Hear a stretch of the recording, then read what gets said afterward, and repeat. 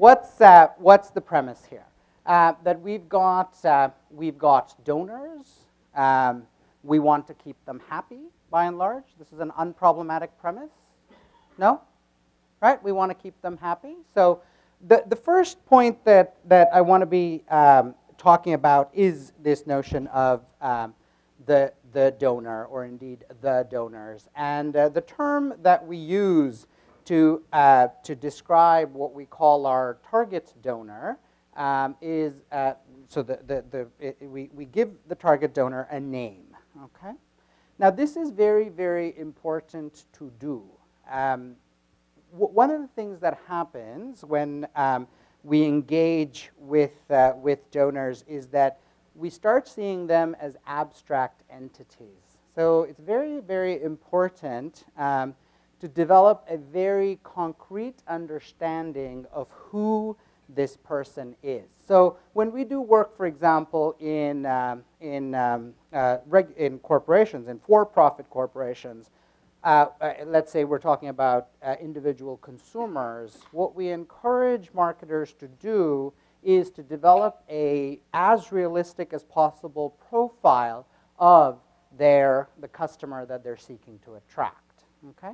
So this is the first principle that we want to be discussing here. So what I want you to develop is an understanding and an articulation of the donor that is so clear that the person next to you is able to visualize this person, okay, or indeed this organization. So if your donor were an individual, we would want to be describing the donor in terms of how old they are, whether they're male, whether they're female, what neighborhood they live in, what car they drive, so forth and so on. Okay? If your donor were an organization, you would want to describe the organization in terms of how large that particular organization is, what the mandate of that particular organization is. If that organization were an animal, what kind of animal that organization would be, right? You want a vivid understanding of your donor, one that sort of conveys the essence, if you will, of the donor. So I want to understand, I want to have a visceral understanding of my Linda, of my donor. Okay, so we'll talk a little more about this just before we go into the exercise. So first, I need an emotionally rich and resonant understanding of who the donor is. Okay, so that's the first exercise we're going to do. Now, before we get there, what we want to be cognizant of is that the donor is an elusive creature, as it were. Okay? We have something in marketing known as the 80-20 rule. And the 80-20 rule works like this. 80% of all good things that happen in your organization come from 20% of your customers. Okay? 80% of your revenues come from 20% of your customers. Now, I know nothing about your organization, but I'm going to wager that 80% of your contributions come from 20% of your donors. How right am I? There you go. Right? Somebody will say, no, not true in my case, it's 40-60. But you get the point, right? There's a small percentage of donors that contribute a substantial percentage of contributions to your organization, okay? This group of donors, this 20%, is what I call the Linda you have, okay? This is the Linda that you have, right? Now, I want you to articulate for me in as emotionally resonant a way as possible the Linda that you have, okay? Exercise number 1. Exercise number 2. The Linda that you have may not be the Linda that you want. How many of us are in that position? Less. Jason, help me out. Are you happy with your Linda? The Linda that you have, is it the Linda that you want? Linda could be better, which is typically the world that we live in. Because if you find that you're in a situation where the Linda that you have is the Linda that you want, it's pretty much perfection. We can pack our bags and go home. Most of us are in a situation where the Linda that we have is kind of, the Linda that we want could be a little better. Now, the Linda that I want has 2 characteristics, okay? The Linda that I want has economic clout, and the Linda that I want has reference power. And it's the second characteristic of reference power, which is what distinguishes between the Linda that I have and the Linda that I want, okay? By reference power, I mean the fact that that donor is contributing to me encourages other donors to contribute, okay? That donor has reference power among other donors, okay? This is the Linda that I want has economic power, as in makes substantial contributions. The Linda that I want has reference power, is able to give me legitimacy, thus attracting other donors to my cause, right? Okay, so this is where I will lose the audience completely because it's an unsavory source, and here's the source. I may as well play my cards out, and I apologize for this. This is, you've asked a very problematic question. Okay, here it is. Here it is. No, here it is. I may as well tell you. So, and I'm going to say these words, and you will all, I'll lose all of you. Walmart is the organization that invented this notion of Linda. Right. So I'm going to quickly skate over it and move back to where I was because of all the problematic things associated with Walmart. But we shall not go there. Okay. Nobody's asking me another question on this. Good. Thank you. All right. So no, not at all. So the first exercise that I want us to undertake, and I want to go table by table. The first exercise. Now, what I'm going to do is I'm going to ask. Let's say we're going to say Dwight. It's Dwight's organization that is in play, if you will, for this table. Okay? I'm just putting you on the spot, Dwight. Don't mind me. Okay? It could be whoever, but it's one organization, all right, that's going to be in play, and all of you are going to be resources for that one organization. And what I want from each table, and I'll call on maybe 2 or 3 tables, what I'm gonna ask for is who is the give me a rich understanding of the Linda that I have, okay, and give me a rich understanding of the Linda that I want. Okay? And what is a key characteristic of the Linda that I want? Reference power. And what does that mean? The ability to attract other donors. Okay? The Linda that I have, the Linda that I want. So each table nominates one organization for the duration of this exercise, and I want from you a rich understanding, an emotionally resonant understanding. So I go back to the Walmart story.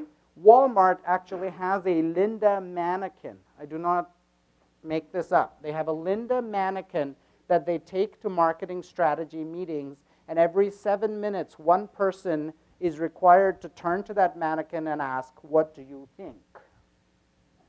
Okay? Why? Because we get caught in abstractions, right, about who the customer is. It turns out that customer, or in our case, a donor, is a very real individual or organization. And as you'll see in a few minutes from now, it is essential to have a rich understanding of this person. Okay? So let's go into our first exercise. I'm going to give you 10 minutes for this exercise. I want an emotionally, a resonant understanding of the Linda that I have and an understanding of the Linda that I want. The second box that I want to draw your attention to is the box right under the people box, which is called positioning. Okay. Some introductory comments in order around this notion of positioning. Okay. There's really only one major introductory comment, and that is that I am aware of Linda, right? But this doesn't mean Linda is aware of me, right? So at some level, marketing at one level is about making bombastic claims. At another level, actually, it's a discipline, I think anyway, that has remarkable humility about its role vis-a-vis customers. The starting premise in marketing when it comes to customers is that your customers are not listening to you. They have better things to do in their lives, right? So you have to earn their attention, okay? And when we talk with donors, I think it would be wise for us to go in with that attitude, right? We have to earn our donors' attention. They are not listening to us. Listening to us is not the default option, right? Thinking about their own lives or whatever, that's the default option, right? It's a skill to get people to pay attention to you, okay? So now the question becomes, why will a donor pay attention to me? All right? And this is this notion that I'm going to talk about, which is positioning, okay? A donor will pay attention to you to the extent that what you're saying meets the donor's unmet need. In other words, the donor is looking for something. You are offering that something that they are looking for, and that is why they pay attention to you, okay? If you are not addressing their or undermet needs, you are noise. If you want to be signal, you want to understand what their or undermet needs are and tailor your pitch, tailor your organization accordingly. Okay? So, one more time. Donor attention is a privilege. It is not a right. It is a hard-earned privilege. Okay? So what I'm going to talk through is a fairly straightforward methodology, very simple to say, very hard to execute, a straightforward, simple methodology for what we can do to earn donor attention, which is an incredibly precious commodity. Okay?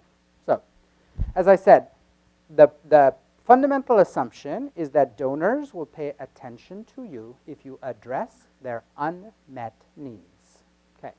So how does one go about identifying the unmet needs of the donor? Now, by donor, I mean Linda. Okay, so let me say this all one more time using Linda, right? The fact that I'm paying attention to Linda doesn't mean Linda is paying attention to me, right? If I want Linda to pay attention to me, I have to address her unmet needs, okay? So you've, in your first exercise, identified who your Linda is. Your second exercise is going to be about identifying her unmet need. Okay, so how does one do that? Step number one. So in your mind, or indeed on a piece of paper, draw out a little matrix, okay? 5 columns, 4 rows, whatever, okay? So draw out a little matrix, okay? In each row, okay, so the label for each row is the donor's needs, okay, Linda's needs. So the first question you ask yourself is, what does this particular Linda, what does this particular Linda need? So let's say in this example, we talked about the 18 to 35 as the Linda that we're going after, okay? So the first question I ask is, what does the 18 to 35 need? What are their needs when it comes to this particular activity? What are their needs? What are they looking for, okay? So let's say identify in your mind what you think their top 5 needs are. Each row in the matrix represents one need, okay? Now, having identified their needs, ask yourself what the alternatives to you are currently, okay? If you didn't exist, what are the alternatives to your organization that this Linda can seek out, okay? I want you, and those alternatives are the columns in the matrix. So each cell in the matrix now calls for a moment of reflection. Ask yourself, how well does organization A meet need number 1, okay, on a scale of low, medium, high, right? So for each cell, give a rating of low, medium, high, okay? the row with the most number of lows or mediums starts giving you an indication of Linda's or undermet need. Okay? So draw out a matrix, rows, columns, right? Okay? The rows represent Linda's needs. So ask yourself, give me top 5 what are Linda's needs? 1, 2, 3, 4, 5. Okay? Who are the 4 major alternatives to me in the world today? How well does each alternative meet each need? Okay? Identify the row with the most number of L's or M's. In other words, organization 1 does a very poor job of meeting this particular need. Okay? That exercise, that little exercise, will give you the basis for thinking about what your positioning in the marketplace should be in order to have a fighting chance to gain Linda's attention. Okay? So let's start. What I need to do, so why are we doing all this? I'm doing all this for you to take back to your organization, right? So what is the conversation I want you to be having this afternoon? The conversation that I want you to be having this afternoon, indeed, for many subsequent afternoons, if this is your domain, the conversations are around who is my Linda? Who is my Linda? What is her unmet need? Right? Who is my Linda? What is my unmet need? Simple questions, but they will take you a good 12 months to figure out convincing answers to. Right? And these are answers that, they're not just in your head, but that the organization shares. Who is my Linda? What is her unmet need? Okay? Now, assuming we land on a clear understanding of, like in this case, very crisp, this is the unmet need. Education is the unmet need. Okay? Let's take the first instance. Let's say a fun approach to spirituality is the unmet need. Let's say we identify that as the unmet need. I don't know what the word. I was going to say playful, but I'm not sure that's the appropriate word. So let's go. Fun approach to spirituality is the unmet need, right? Now, that unmet need, as I said, becomes the basis for all that we do to attract our donors, right? That unmet need, appealing to that unmet need is what binds the organization together. So in marketing, we identify actions across 4 domains. So I go back to this picture, and the 4 domains these are the bottom 4 boxes: product, price, promotion, and place, right? And the thinking here, the dominant thought here that I want to leave you with is that your actions, so let's say we went to this, let's say we had education as the unmet need in this particular instance, and fun and spiritual as the unmet need there. I need to do something to the product that very clearly reflects this unmet need. Okay? I need to make physical changes to the product. I need to do something within the organization to ensure that education is played up above other themes, right? That we've changed our product such that education has a prominent place. We've changed our product here such that fun and spirituality have a prominent place, right? There are 2 other good ideas, and I'll just mention them, but I'm not going to dwell on them. The 4th good idea is around what we call co-creation, and the essence of co-creation is invitation. So in the old world, there was the donor and there was the organization, and so there was this kind of separation between the two. The notion of co-creation is, can we do things to include the donor in the production process, if you will, of the organization, right? And the argument is that including the donor in what it is the organization does gives a greater sense of ownership, engagement, so forth and so on. All right? It also exposes there are clearly risks associated with the co-creation approach, but it is an approach that has gained a lot of currency, certainly in corporate Canada, the notion of inviting what previously we thought were external stakeholders into the organization. So that's idea number 4. Idea number 5 is around what we call incentive alignment, around constructing win-win arrangements for you and for your donor. We understand what the donor does for us. Do we understand what we do for the donor? One more time. We understand what the donor does for us. Do we understand what we do for the donor? Right? And can we construct win-win arrangements where I attain my objectives, the donor attains their objectives?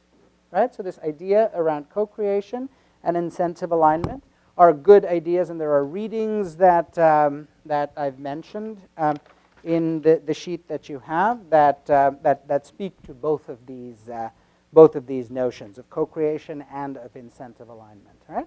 But in closing, the thoughts that I want to leave you with are, who's my Linda? Right? What is her unmet need? What am I doing to appeal to those unmet needs? Right? Who's my Linda? What's her unmet need? What am I doing to appeal to those unmet needs? Right? Linda is indifferent. Linda's attention is a privilege. I need to work to get Linda's attention. Thoughts for the day.